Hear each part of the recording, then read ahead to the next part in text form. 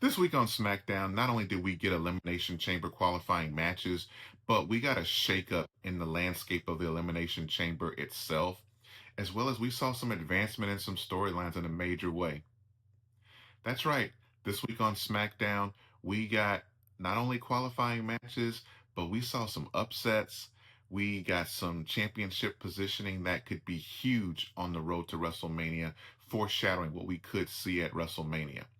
This was probably the most strategic SmackDown I've seen in several weeks. Let's get into it. All right, welcome everybody. This is Wrestling Brother Talk Smack. I am your host, Wrestling Brother, also known as Jarvis Sam. If you are new to this channel, or if you are a second, third, or fourth time visitor to the channel, that means you're interested in the content. Like this video, click the subscribe button, and hit the notification bell so that you can be notified each and every time we drop new content. We are on the road to WrestleMania. This is the absolute best time to get on board with a good wrestling show, and we have a good wrestling show here. So join us, please. Also, follow me on my socials. TikTok, Wrestling Brother on TikTok. That's Wrestling Brother with an A. And then on Instagram, I am Wrestling Brother, also with an A. All right, let's jump into this week's SmackDown. So this week's SmackDown came to us from Fort Lauderdale, Florida. Now, if you've been rocking with me, you know the past several weeks I've been down on the show itself. This week, I will say, was a much better show overall. It advanced some storylines. We had like every segment for the most part had a point to it and felt like it was cohesive and went along on the right trajectory for each of those stories. Now, this is probably with the bar being kind of low for the programming. Coming off of last Monday Night Raw, which I thought was the worst Monday Night Raw of 2026, and then last week's SmackDown, which I thought was probably not as bad as Monday Night Raw was, but wasn't that great. This was a pretty good episode. Last week kicked off with a promo from Tiffany Stratton, and it just this week we got one of those wordsmiths to come down to the ring. To kick off the show, we had Cody Rhodes coming down to the ring.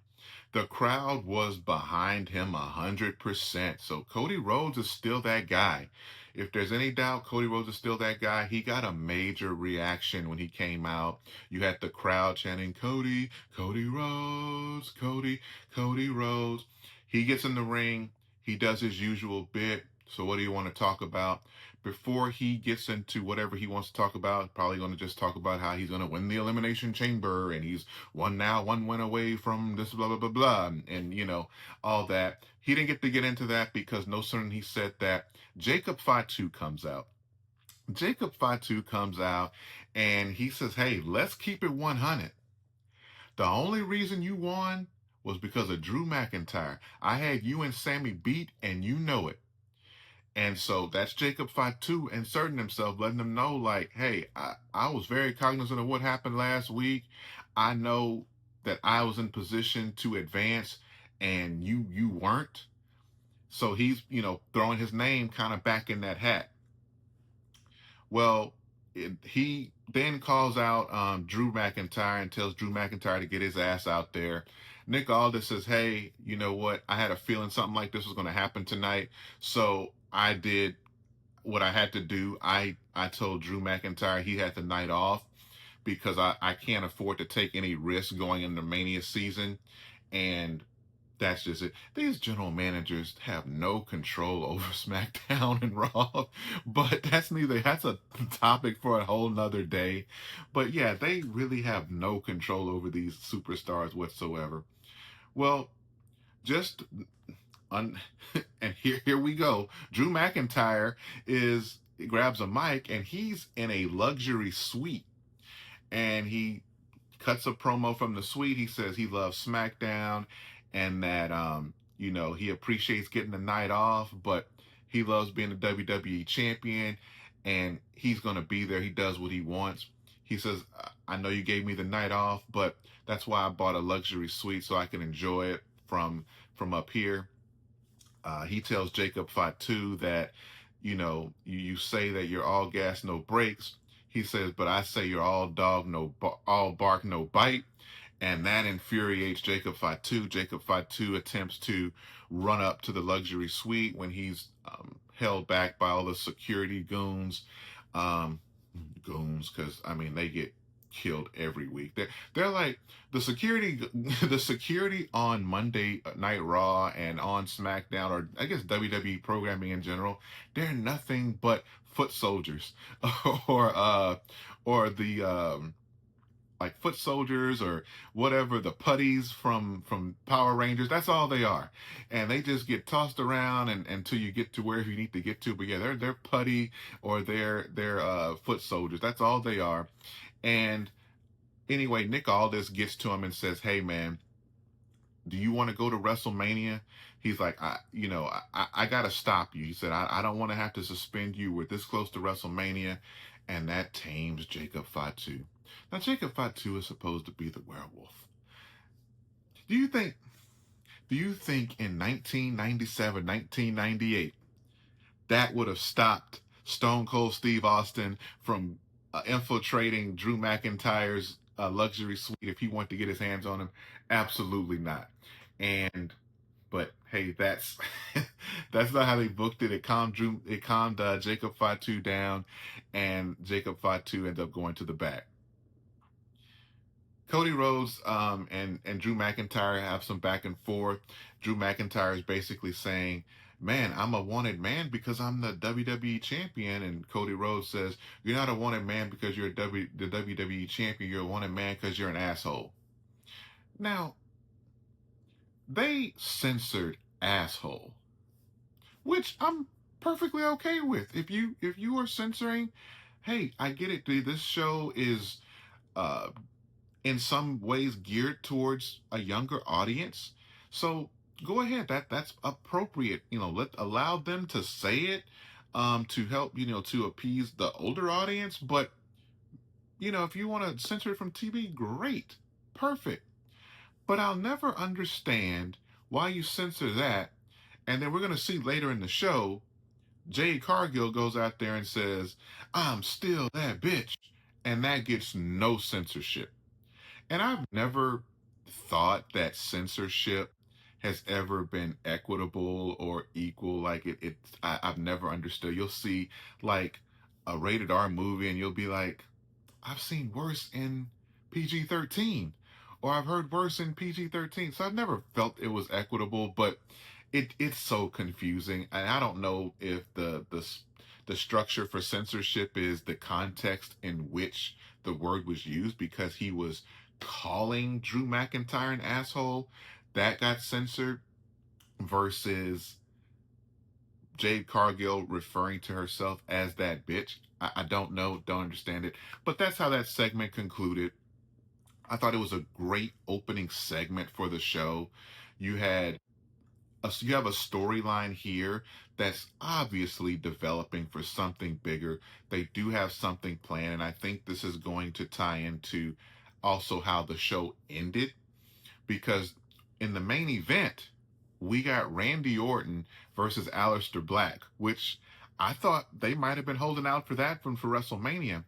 But it appears, because the ending, Drew interferes and costs Randy Orton the match. Aleister Black gets the win. And so now you're going to have yet another person that's going to be gunning for Drew McIntyre. Also in the show, Nick Aldis was backstage talking to Drew McIntyre, and he's basically saying, "Hey, I know you're the champ and all that, but I'm the GM and you need to listen to me, blah, blah, blah, blah. If not, I'm going to show you who I really am." And he kind of looks at the title belt and almost kind of like hinting like they're leaving the door open for that too. I feel like they're always kind of teasing that Nick Aldis might return to the ring. But I think in that sense, Nick Aldis is like, "Hey, you keep playing with me, you're not going to, you're not only going to be in a match for the WWE Championship at WrestleMania, you're going to end up in a fatal four-way." I think that's what's going to end up happening. And that is the right match for WrestleMania. I don't think with the way things are set right now, there's no one-on-one match with Drew McIntyre that would be super compelling to be in a main event for WrestleMania, to where it would feel like the main event of WrestleMania. I'm not saying that, you know, him and Jacob couldn't cook or him and Cody couldn't cook, but we've seen that one. I'm not saying that him and Randy wouldn't be good, but we've seen. But for it to feel like a true main event for WrestleMania Night 1, I think it does need to be a fatal four-way match. And I think it's going to be Jacob Fatu, Randy Orton, Cody Rhodes, and Drew McIntyre. And I think that match can be really, really good. And it looks like that's where we're going. So we had 2 Elimination Chamber qualifying matches. Now, if you've been watching, I've given you the formula for how WWE has literally booked these matches. You have one person that's your obvious winner, you have a wild card, and then you have the person that's there to take the pinfall.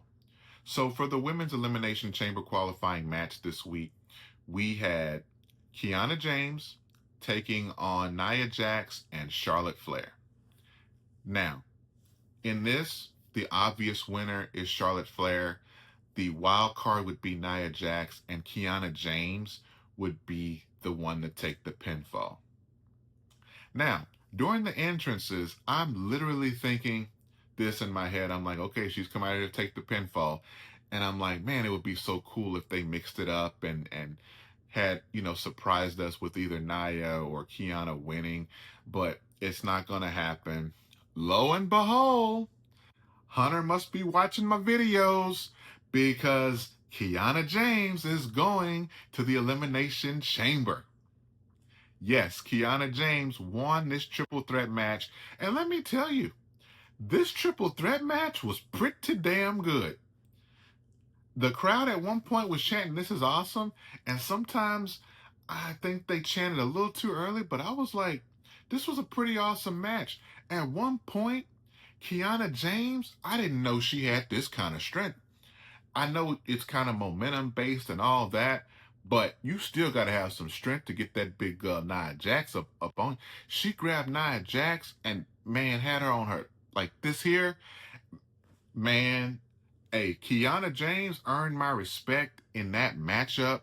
I'm glad she advanced. I think it's something different. It definitely is shaking up things, because earlier, and I'll get to the Jade Cargill promo, but Jade Cargill cut a promo right before this match. She's, again, "I'm that bitch. I'm still that bitch." She was what she was saying in that promo, was the just what she's saying. But it wasn't very much. It was the point of the promo was that, she defends the title when she feels like it.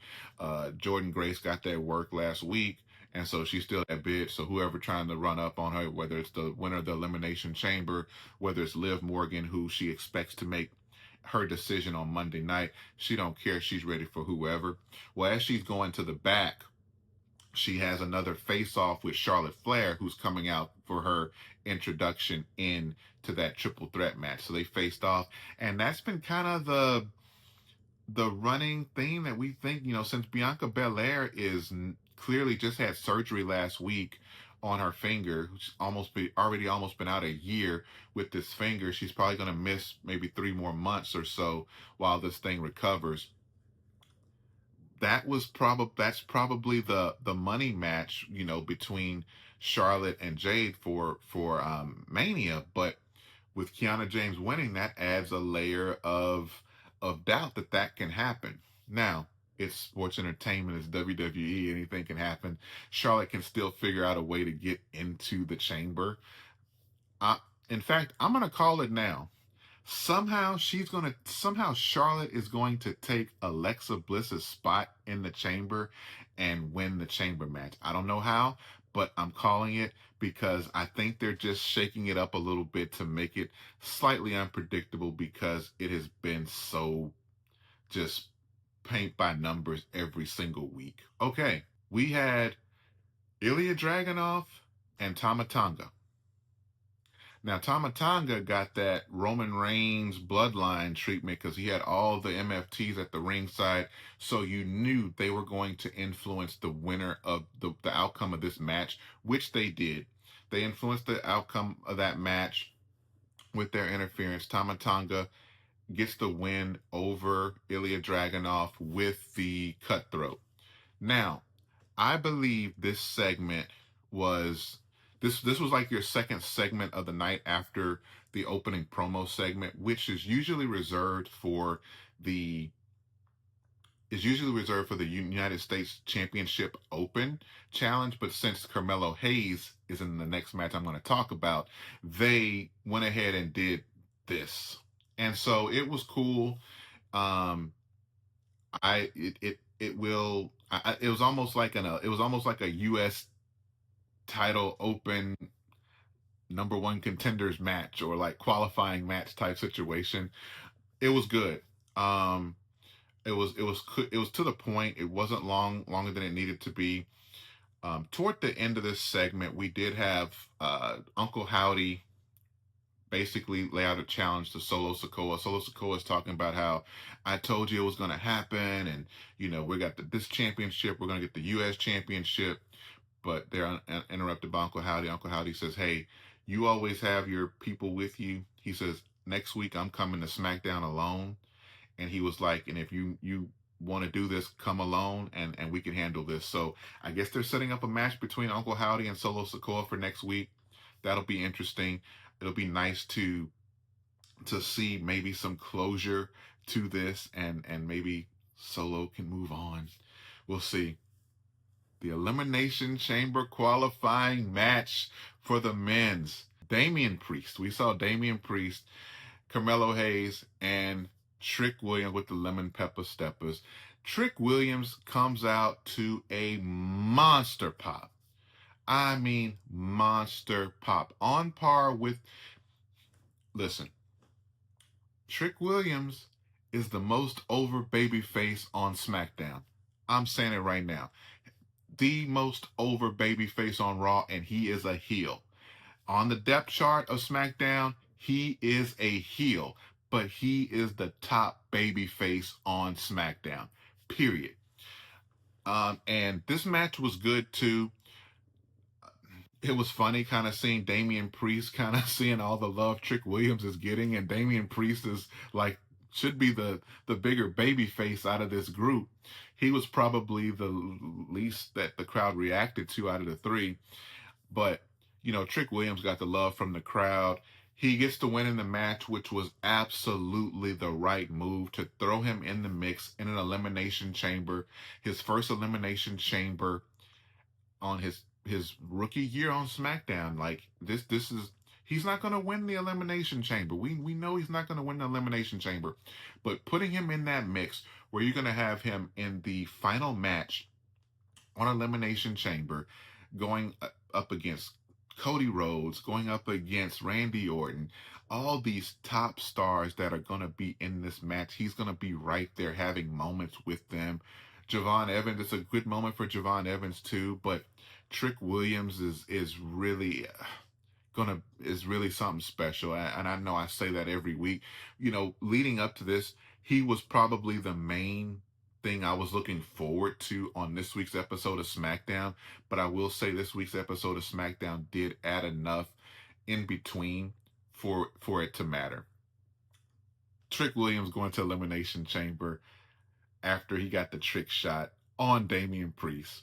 So Trick Williams is the. I hope this means they're strapping the rocket ship to the guy, because he deserves that rocket ship 110%. Shout out to Trick Williams. I'm excited for Elimination Chamber just because he's in it. Okay. I'm going to just get through we had Rhea Ripley versus Julia. This was nothing. This was your go to the restroom match. This was whatever. And I hate that. The match ended when Lash Legend and Nia Jax come in and interfere, because that feud is going to go on with them and Rhea and Io. That's going to continue. Then we had Obafemi and Kit Wilson, which they're running back. Classic Jey Uso style. They're running it back, which I believe was kind of pointless. Now, I believe Obafemi should be, since he's a free agent, I think he should be booked each and every week on both Raw and SmackDown in squash matches, just like WWF superstars from back in the day. That's exactly how he should be booked.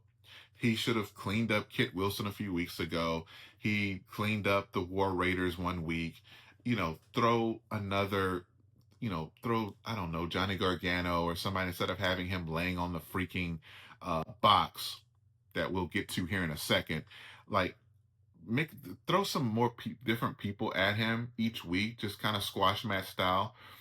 And then when he signs, now you can start building him up with, more credible opponents.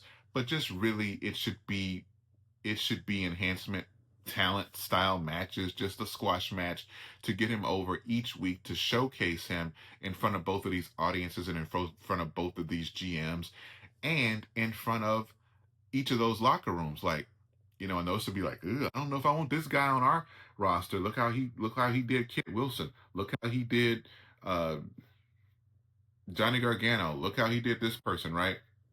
Well, anyway, Kit Wilson comes out, and we know his theme song is over or whatever. So they let him have an entrance, and then he cut like a little promo where he's doing like the spoken word about how toxic men can be, and how toxic WWE superstars can be and whatnot. I think this went on a little too long because Obafemi's just looking at this guy, he's soaking in. You would have not had Brock Lesnar in 2002 listening to Matt Hardy read off some spoken word for 5 minutes. He would have looked at him for a good few seconds, grabbed his ass, threw him in the ring, and F5, F5, F5, 1, 2, 3. Now, once it was over with the spoken word, it it was very quick, but I think they should have got to it a lot quicker to really position Obafemi as this monster, this no nonsense monster. Maybe they're protecting a little bit because he's a baby face, but he's a monster, and you got to book him like a monster. The crowd's gonna pop. I mean, they're doing the but don't waste his time. Stars like that you're protecting, they don't work by the hour. They come in, they get their entrance in, they worked, 30 seconds to a minute 30 with whatever talent you throw them in the ring with, and then they get out of there, they soak up the accolades for the crowd, and they go to the back and they figure it out from there. Ultimately, that's what ended up happening. Once Kit Wilson got into the ring, it was maybe a minute and that match was over. Oba's got a lot of potential. I hope that he's on the right trajectory. I think ultimately he needs to land on Monday Night Raw. We'll see what happens. Lastly, we got this damn box that was delivered to Monday Night Raw initially. It's like a wooden box that came on like a pallet, got a delivery. Originally, it was shipped to Monday Night Raw. Well, Adam Pearce said he ain't got time to fool with that, so send it to SmackDown, let Nick Aldis deal with it. Well, what did Nick Aldis do? Nick Aldis said he don't want to deal with it, so ship it back to Monday Night Raw. That was the best thing they could think to do with the damn crate. Regardless, we won't know what's inside the crate until Elimination Chamber, which is fine. The crate says do not open until 2/28/26, which aligns with the Elimination Chamber, which I believe also aligns with when Tony Khan is allowing Chris Jericho to spread his wings and fly away. So that was Friday Night SmackDown. Overall, a pretty decent show. Does it need to be 3 hours? You will never hear me in a position to say this show should have been 3 hours. I don't care how good it was. No weekly wrestling show should be 3 hours. 3 hour and beyond shows are your PLEs that these shows are building to. But overall, this was a very watchable episode. If you got some time, go back, watch it. It's worth a watch. If you made it this far, thank you so much for watching. Hit the like and subscribe button. Tap the notification bell so that you get those alerts each and every time we drop content here on this channel. Also, don't forget to support the affiliates link below. If you're going to shop WWE merchandise, which you probably are anyway on the road to WrestleMania, if you're headed to Vegas for WrestleMania, you want to get the fresh merch. So click the link in the description below for the affiliates link. It's of no additional cost to you, but we get a kickback, which helps us continue to create great content for you. So thank you for joining me. Also, follow me on socials. That's Wrestling Brother on TikTok and I Am Wrestling Brother on Instagram. Thank you very much, and y'all have a great week.